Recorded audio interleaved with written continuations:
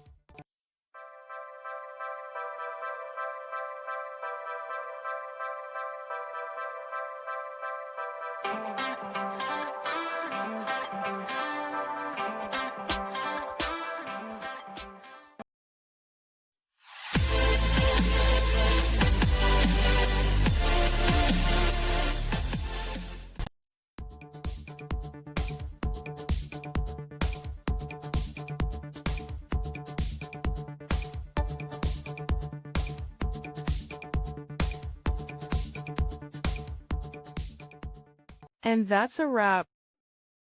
I hope you found the answer you were looking for. If you did, take a second to hit that subscribe button. It really helps out. And let me know in the comments which solution worked best for you. See you next time in the debug zone.